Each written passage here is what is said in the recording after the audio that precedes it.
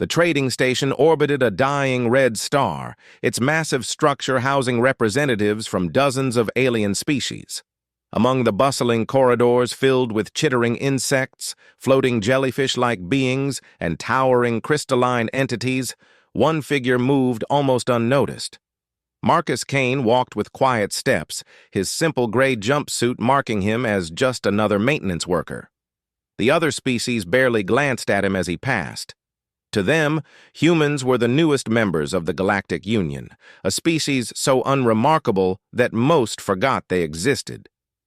"Another pathetic human," hissed Vextar, a 7-foot-tall reptilian saurian, as Marcus walked past carrying a toolbox. "I wonder why the Union even bothered accepting such weak creatures." His companion, a spider-like arachnid named Clickus, made a sound like grinding metal. "They have no natural weapons, no armor plating, no psychic abilities. They're barely above the intelligence of livestock." Marcus continued walking as if he hadn't heard them. He'd grown used to such comments during his 3 years on the station. The aliens saw humans as soft, slow, and defenseless. They weren't entirely wrong about the first two. The trading station, known as Haven's Rest, served as neutral territory where different species could conduct business without the threat of warfare. It was supposed to be safe, protected by the Union's most advanced security systems and patrolled by peacekeepers from various worlds. That illusion shattered when the alarms began blaring. Red emergency lights bathed the corridors as a voice echoed through the station's communication system. It spoke in the harsh, guttural language of the Vorthak Dominion, a militaristic empire that had been at war with the Union for decades. "This station now belongs to the Vorthak Dominion," the voice announced, switching to the common galactic language.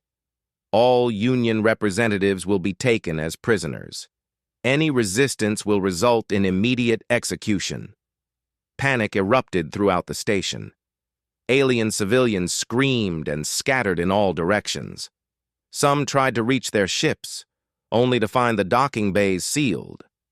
Others attempted to contact their home worlds, but the communications had been jammed. Marcus set down his toolbox and pressed himself against the wall as a group of Vorthak warriors marched past. They stood 8 feet tall, their bodies covered in thick black carapaces that served as natural armor. Each carried a pulse rifle that could vaporize most organic matter with a single shot. The Vorthak had somehow bypassed the station's defenses and boarded with a full assault force. Their ships surrounded Haven's Rest, cutting off any chance of escape. Within minutes, they had taken control of all critical systems. "Gather all the alien scum in the main plaza," ordered the Vorthak commander, his voice booming through the corridors. "Sort them by species. The valuable ones go to the labor camps, the rest get spaced." Marcus watched as groups of terrified aliens were herded toward the central area of the station. He recognized many faces among them. Traders he'd worked with, diplomats he'd served, even some of the aliens who had mocked him just hours earlier. The Vorthak warriors showed no mercy. When an elderly Centaurian diplomat moved too slowly, they simply shot him down. When a young Aquarian tried to hide, they dragged her out and beat her unconscious. "Please," begged Vextar, the same Saurian who had called Marcus pathetic. "We surrender. We'll cooperate." The Vorthak soldier laughed, a sound like grinding stone. "You'll cooperate whether you want to or not, lizard." Marcus remained hidden in the shadows of a maintenance corridor, watching the brutality unfold. His hands remained steady, his breathing controlled. Most people would have been paralyzed by fear, but Marcus had seen worse things than this. As the hours passed, the Vorthak continued their systematic capture of the station's inhabitants. They worked with military precision, clearing each section methodically. Their thermal scanners could detect most life forms, but they seemed to be overlooking the human. By nightfall, nearly every alien on the station had been captured or killed. The Vorthak had set up a temporary command center in the main plaza, where hundreds of prisoners sat in fear. waiting to learn their fate. From his hidden position, Marcus counted the enemy forces. 57 Vorthak warriors, 3 command officers, and a handful of technical specialists. Their weapons were standard pulse rifles with backup energy cells. Their armor was thick, but had weak points at the joints. As the station's lights dimmed to simulate night cycle, Marcus finally moved. He made his way through the maintenance tunnels toward his quarters, moving like a shadow through the darkness. The Vorthak hadn't bothered to search the human residential areas yet, considering them unimportant. In his small room, Marcus opened a concealed compartment behind his wall panel. Inside lay items that definitely didn't belong to a simple maintenance worker. Military-grade combat gear, weapons that weren't available to civilians, and identification that bore a very different name and rank. The aliens had made a critical error in their intelligence gathering. They had assumed, like everyone else, that Marcus Kane was exactly what he appeared to be, a harmless human doing menial work on a trading station. They had no idea they had just trapped themselves in a cage with someone far more dangerous than they could imagine. Marcus stripped off his maintenance uniform and pulled on the black tactical suit he'd hidden for 3 years. The fabric was designed to absorb light and muffle sound, making him nearly invisible in low-light conditions. Over this went ceramic armor plates, positioned to protect vital organs while maintaining mobility. His weapons were next, a combat knife with a monomolecular edge that could cut through most materials. A silenced projectile weapon that fired chemically propelled rounds, primitive by galactic standards, but effective against targets not expecting such ancient technology. And finally, a small device that looked like a simple data pad, but contained enough military-grade explosives to level a city block. The identification cards he'd kept hidden told a very different story than his maintenance worker cover. Colonel Marcus Kane, Human Special Forces, veteran of the Proxima Campaign, the Battle of Wolf 359, and a dozen classified operations that most people would never know happened. 3 years ago, human intelligence had learned that the Vorthak were planning something big. Several neutral trading stations had been attacked without warning, their inhabitants enslaved or killed. The pattern suggested they were testing Union defenses, looking for weaknesses. Marcus had volunteered for deep cover assignment. His mission was simple: blend in, gather intelligence, and be ready to act if the Vorthak made their move. For 3 years, he'd mopped floors, fixed ventilation systems, and endured the casual racism of aliens who saw humans as weak and useless. Tonight, they would learn why humans had become the Union's most effective special operations troops. Marcus moved through the maintenance tunnels with practiced silence. The station's layout was burned into his memory from years of working in every section. He knew where every camera was positioned, which corridors had motion sensors, and how to move without triggering any alarms. His first target was the communication center.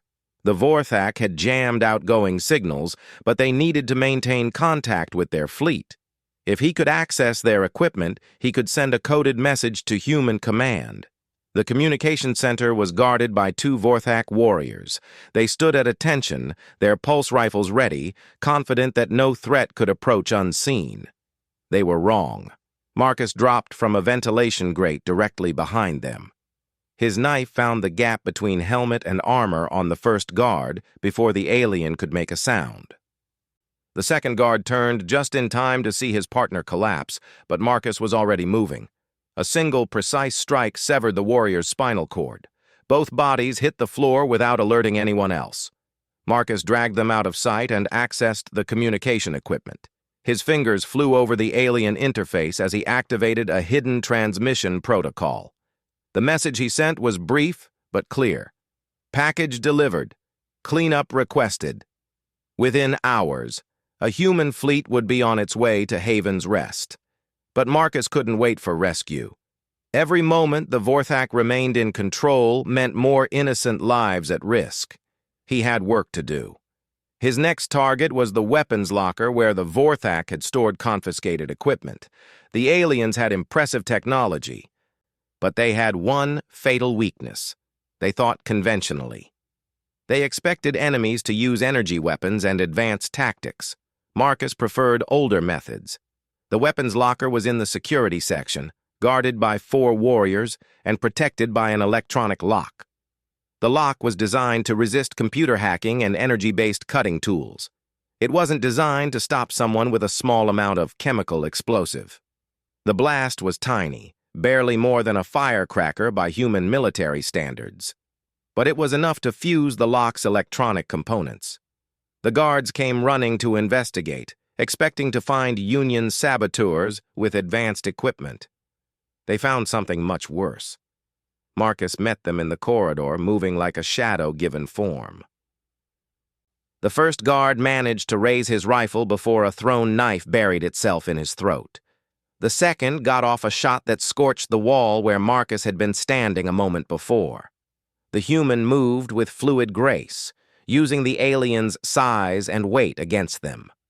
When the third guard tried to tackle him, Marcus redirected the warrior's momentum and sent him crashing into his companion. Both went down in a tangle of armor and limbs. By the time they sorted themselves out, Marcus had retrieved his knife and ended the fight. Inside the weapons locker, he found exactly what he was looking for.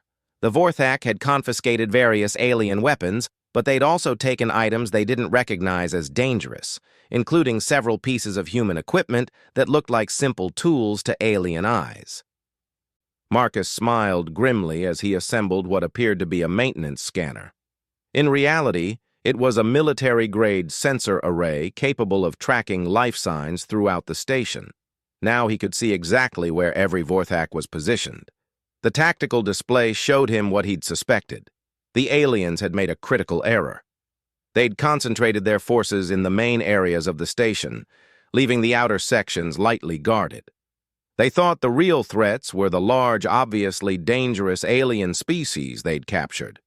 They hadn't accounted for a single human with the training and motivation to turn their invasion into a nightmare. Marcus checked his gear one final time and set out into the station's corridors. The Vorthak had come here expecting an easy conquest, confident in their superior numbers and technology. They dismissed humans as weak and irrelevant. They were about to learn why that was the last mistake they'd ever make. The hunt was about to begin, and Marcus Kane was no longer pretending to be a simple maintenance worker. The mask had come off, revealing the predator beneath. In the dark corridors of Haven's Rest, the Reaper walked silently among his prey, and they had no idea death was coming for them. The first patrol never saw him coming. Marcus watched through his tactical display as 2 Vorthak warriors made their rounds through the outer residential section. They moved with arrogant confidence, their heavy footsteps echoing through the empty corridors. To them, this was routine cleanup, making sure no aliens were hiding in the abandoned areas. Marcus positioned himself at a junction where 2 corridors met, hidden behind a structural support beam. As the patrol approached, he could hear them talking in their harsh language. "This is pointless," grumbled one warrior. "No one would hide in these human quarters. They're probably all cowering somewhere waiting to surrender." "The commander wants every section cleared," replied his companion. "Besides, it's better than guard duty with all those screaming prisoners." They rounded the corner, and Marcus struck. His knife found the gap in the first warrior's neck armor, while simultaneously grabbing the second guard's rifle barrel. Before the alien could react, Marcus had twisted the weapon from his grasp and driven its stock into the warrior's skull. Both Vorthak dropped silently. Marcus dragged their bodies into an empty room and continued his hunt. The tactical scanner showed him a larger group ahead. 5 warriors guarding a supply depot they'd established in the station's cargo bay. These weren't random patrols, but a strategic target. The depot contained ammunition, medical supplies, and most importantly, the portable generators powering their jamming equipment. Marcus studied the layout through the scanner. The Vorthak had positioned themselves well, with clear sight lines and overlapping fields of fire. Any frontal assault would be suicide, even for someone with his training. Fortunately, Marcus hadn't survived this long by fighting fair. He made his way to the maintenance level below the cargo bay, where massive atmospheric processors hummed quietly. The machinery was designed to keep the station's air breathable for dozens of different species, which meant it was complex, interconnected, and potentially dangerous if tampered with. Marcus located the atmospheric control panel and began making careful adjustments. He increased the oxygen content in the cargo bay by 15%, while simultaneously introducing a small amount of methane from the waste processing system. To the Vorthak guards above, the air would seem perfectly normal. They wouldn't notice the change until it was too late. Next, he climbed into the ventilation system and made his way to a position directly above the supply depot. Through the grating, he could see the 5 guards standing at their posts, bored but alert. Their thermal vision would detect any normal approach, but they weren't looking up. Marcus waited until the atmospheric mix reached optimal levels, then dropped a small device through the vent. To the guards, it looked like a piece of debris falling from the ceiling. They barely glanced at it. The device was actually a modified maintenance beacon that Marcus had converted into an incendiary trigger. When it hit the floor, it created a small spark, barely visible, completely harmless under normal circumstances. But in an atmosphere with elevated oxygen and methane levels, that tiny spark became something much more dangerous. The explosion wasn't massive, but it didn't need to be. The altered atmospheric mix turned the entire cargo bay into a fuel-air bomb that sent shockwaves through the surrounding sections. All 5 guards were killed instantly, and their ammunition stores began cooking off in secondary explosions. More importantly, the blast destroyed the portable generators powering the jamming equipment. For the first time since the invasion began, communications were restored to Haven's Rest. Marcus smiled grimly as emergency signals began broadcasting automatically from the station's systems.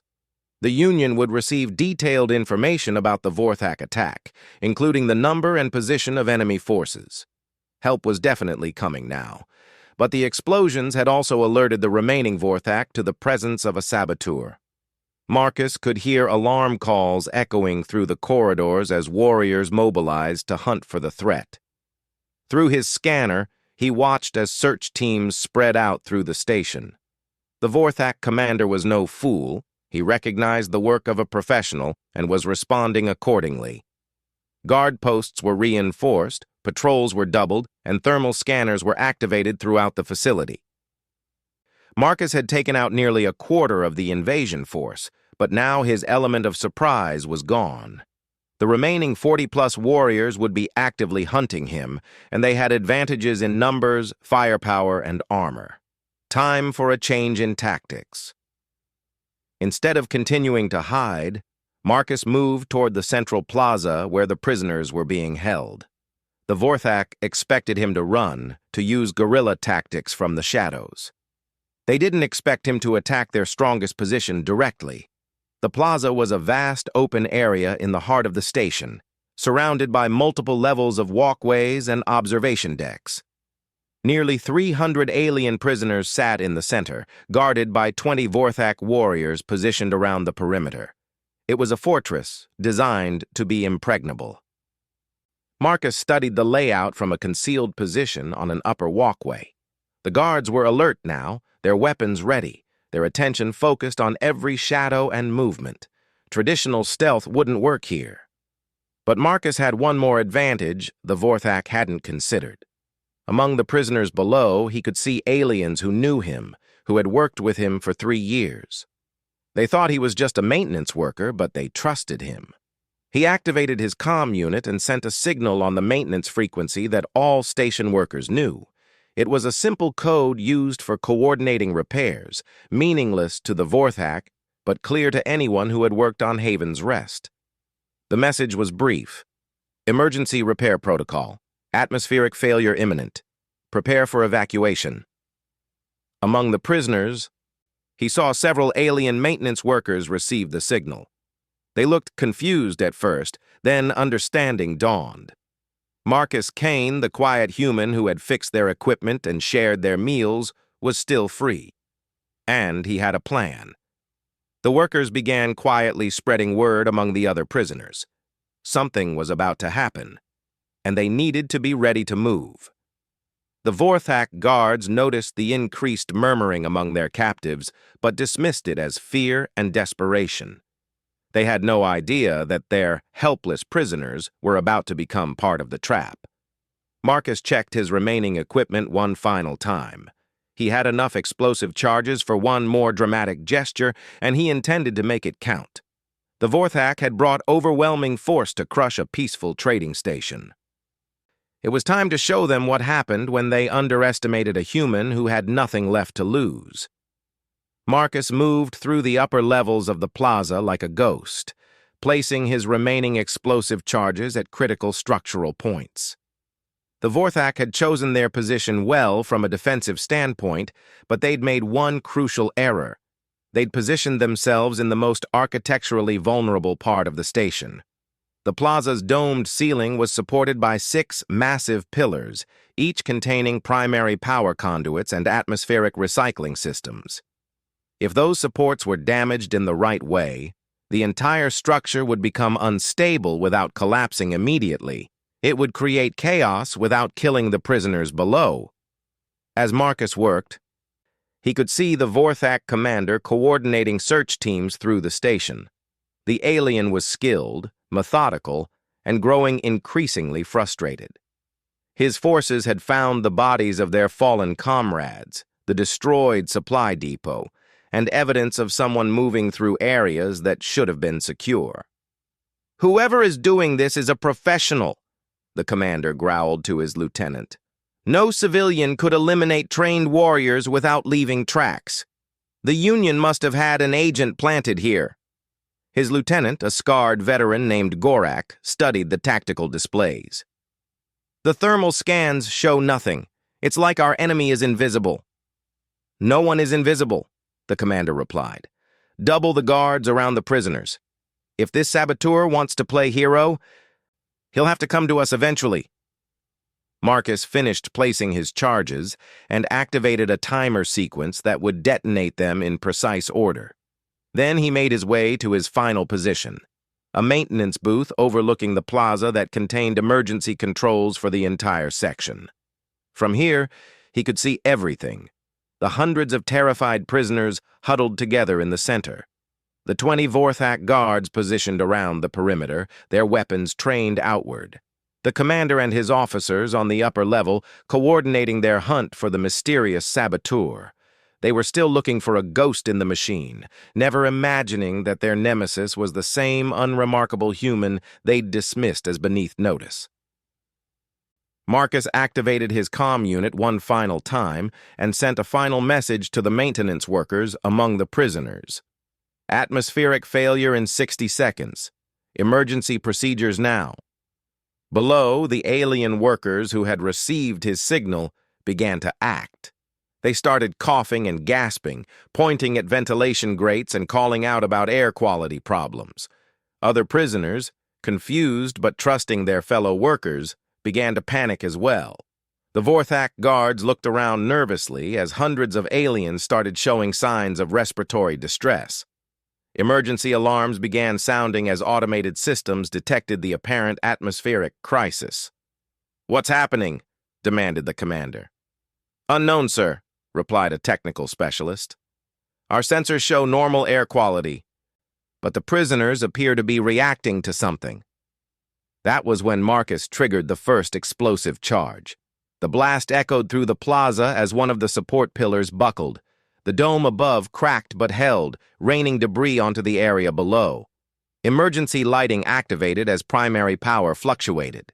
The Vorthak guards raised their weapons, searching for targets, but they couldn't see Marcus in his concealed position. All they could see was chaos as the prisoners began moving, some trying to take cover, others following the lead of the maintenance workers who were guiding them toward emergency exits. The second charge detonated, then the third. More structural damage, more confusion, more opportunities for the prisoners to spread out and make targeting difficult. The Vorthak found themselves trying to maintain control of hundreds of panicking aliens while under attack by an invisible enemy. "Sir," called the technical specialist, "I'm detecting massive structural instability. This entire section could collapse." The commander made a quick decision. "Begin evacuation. Get the valuable prisoners to the ships. Kill the rest if they resist." But as the Vorthak began herding their captives toward the exits, Marcus revealed himself at last. He stood in the maintenance booth, no longer hiding, no longer pretending to be harmless. The quiet maintenance worker was gone, replaced by a trained killer with cold eyes and steady hands. "Looking for me?" he called out, his voice carrying clearly through the plaza. Every Vorthak weapon turned toward his position, but Marcus was already moving. He triggered the remaining charges in sequence, bringing down 2 more support pillars. The dome groaned ominously as structural supports failed one by one. The Vorthak opened fire, their pulse rifles sending beams of energy toward the booth where Marcus had been standing. But he was no longer there, having dropped through a maintenance hatch the moment he spoke. Chaos erupted in the plaza. Prisoners scattered in all directions as the Vorthak lost control of the situation. Some aliens ran for the exits, others took cover behind debris, and a few even began fighting back against their captors. Marcus emerged from the maintenance tunnels behind the Vorthak command position. The commander and his officers were focused on the destruction below, trying to coordinate a response to an enemy they couldn't locate. "Commander Thrax, I presume," Marcus said quietly. The massive Vorthak spun around, his rifle already raised, but Marcus was faster. A single precise shot from his primitive projectile weapon punched through the alien's armor and dropped him instantly. The remaining officers barely had time to register the threat before Marcus eliminated them as well. Without their leadership, the Vorthak warriors below began to lose coordination. That was when the cavalry arrived. The first sign was a low rumble that echoed through the station's hull. Then the docking bay alarms began sounding as massive ships attached to Haven's Rest, like predators latching onto prey. Human ships. An entire battle group that had received Marcus's signal and traveled here at maximum speed. The boarding action that followed was swift and brutal. Human special forces poured through every available entry point, moving with the same deadly efficiency that Marcus had demonstrated. The Vorthak, already demoralized by their commander's death and the chaos in the plaza, found themselves fighting opponents who seemed to anticipate their every move. The battle was over in minutes. Those Vorthak who survived were taken prisoner, a reversal of fortune they never could have imagined when they'd first boarded the peaceful trading station. Marcus stood in the plaza, watching as human medics tended to the freed prisoners and engineers began assessing the structural damage. Around him, aliens who had dismissed humans as weak and useless stared in shock and dawning understanding. "You," said Vextar, the Saurian who had mocked him just hours earlier. "You're not really a maintenance worker." "I was," Marcus replied simply. "For 3 years, I fixed things that were broken. Tonight I fixed something else that was broken." Admiral Chen, the human commander who had led the rescue fleet, approached Marcus with a slight smile. "Nice work, Colonel. Though I think your cover might be blown." Marcus looked around at the aliens, staring at him with mixtures of awe, fear, and respect. After 3 years of casual dismissal and outright mockery, they were finally seeing humans clearly. "Maybe that's not such a bad thing," he said. News of the Battle of Haven's Rest spread quickly throughout the galaxy. The story of how a single human had turned the tide against overwhelming odds became legend among Union worlds, and nightmare among their enemies.